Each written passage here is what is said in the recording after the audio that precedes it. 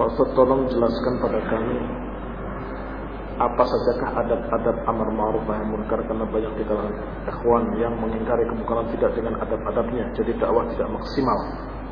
Apa batasan seorang sudah boleh diboikot dan ditahdir? Nah, kita mengingkari kemungkaran juga ada adab-adabnya. Berbeda kemungkaran yang dilakukan oleh orang jahil dengan kemungkaran dilakukan oleh orang anid. Jahil itu bodoh, anid itu menentang. Itu berbeda sikap kita. Ketika penentangan itu dari orang bodoh, bahkan penentangannya kalau kita lihat sekarang, dilakukan sekarang, niscaya muslimin akan menganggap besar. Kencing di masjid, bayangkan. Kira-kira besar apa nggak besar itu? Datang ke masjid kencing di masjid. Wah, bisa perang saudara itu di Indonesia ini kalau sampai terjadi. Tapi kenyataannya, ketika Rasulullah melihat bahwa yang melakukannya adalah orang bodoh, nggak ngerti, orang badui, Rasulullah SAW mengatakan pada para sahabat yang sedang marah, da'u, wala tujrimuh, biarkan dia, jangan putuskan kencingnya. Dibiarkan Rasulullah SAW, karena di pasir, biarkan selesai. Rasulullah panggil, kamu tahu, ini masjid tidak layak untuk buang air besar atau buang air kecil. Diterangkan seperti guru menerangkan pada muridnya. Habis itu diperintahkan, ambil air saya, tuangkan, bersihkan oleh dia. Karena dia tidak tahu, maka dia bersihkan sendiri. Ini khonifina azakumullah Rasulullah SAW. Sehingga Arabi tadi mengatakan, demi Allah, aku tidak pernah mendapatkan pengajar yang sebaik Rasulullah SAW. Tidak pernah mendapatkan guru yang mengajariku yang lebih baik daripada Rasulullah SAW. Betul-betul Islamnya jadi mantap. Maka kita pun harus membedakan orang ini orang awam, bodoh, atau orang yang memang penentang. Kalau orang penentang, kamu kasih hadis juga ditentang. Dia bukan tidak tahu, sudah tahu. Kalau dia belum tahu, kalau belum tahu ya kasih tahu. Sebagaimana ucapan Syalbani ketika ditanya, jawabannya begitu. Kalau dia tidak tahu, jadi kasih tahu. Kalau dia sudah tahu, maka harus diperingatkan. Berarti kalau belum tahu, ini haram, ini tidak boleh, ini harus kamu kerjakan, diajari. Tapi kalau dalam keadaan dia itu adalah orang yang sudah dikasih tahu, bahkan sudah tahu, sudah hafal ayatnya, diingatkan, ditentang, itu kan hadis. Itu kan hadis kan zaman dulu, zaman sekarang kan lain. Terus mau dikasih apa lagi? Kalau sudah dikasih hadis ditolak. Nah, ini orang adalah orang yang punya sesuatu dalam hatinya.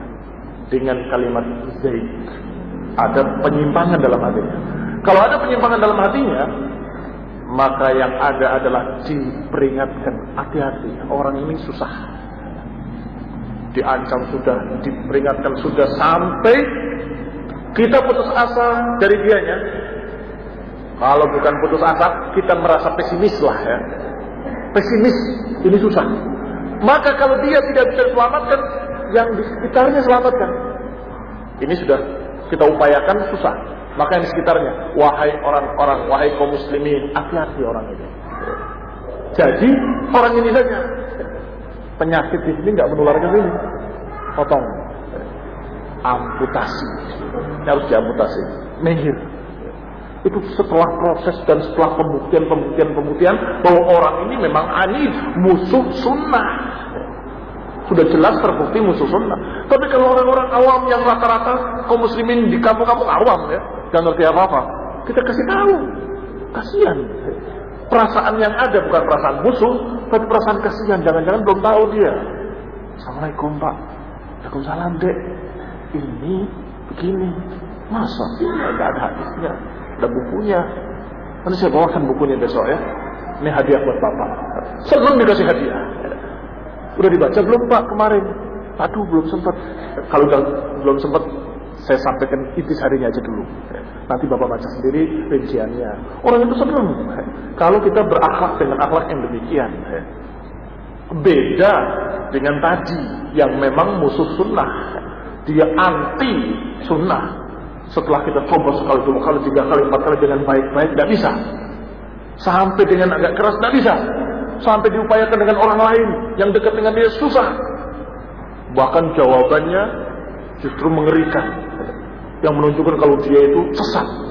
Ya tentunya paling tidak kalau dia tidak bisa selamat, ya muslimin selamat. Wahai kaum muslimin, orang ini menyimpang. Dia ini Syiah Rafidhah. Ini orang teroris. Loh, ini saya punya buktinya. Hati-hati, jangan sampai terbawa sama mereka. Ini orang menghalalkan darah kaum muslimin. Diperingatkan sehingga muslimin selamat. Jangan orang yang kayak gini disalahkan. Tidak boleh kamu. Dah, gini saja. Kalau ini nggak boleh, saya mau tanya sama kamu. Kalau kamu di pasar, toko, kamu dalam keadaan tertipu. Di toko kamu tertipu oleh satu orang, sekian puluh juta. Orang itu kamu hafal, tiba-tiba datang ke toko sebelah pada bulan-bulan berikutnya. Kamu diem apa ngomong?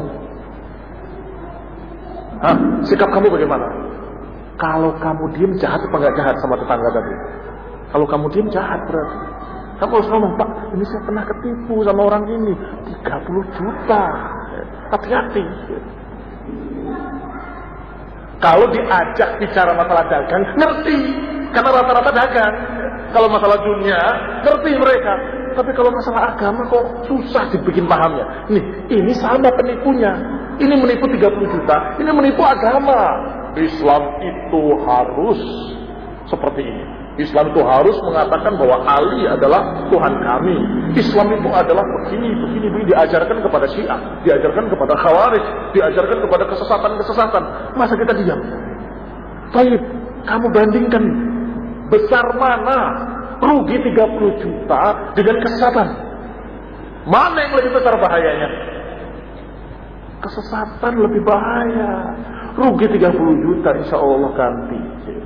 Kalau tidak diganti pun, kalau mati dalam keadaan istiqomah di atas sunnah, insya Allah husnul khotimah. Tapi kalau sesat, dia sengsara di kuburnya, diadab, dibangkitkan masuk neraka lagi.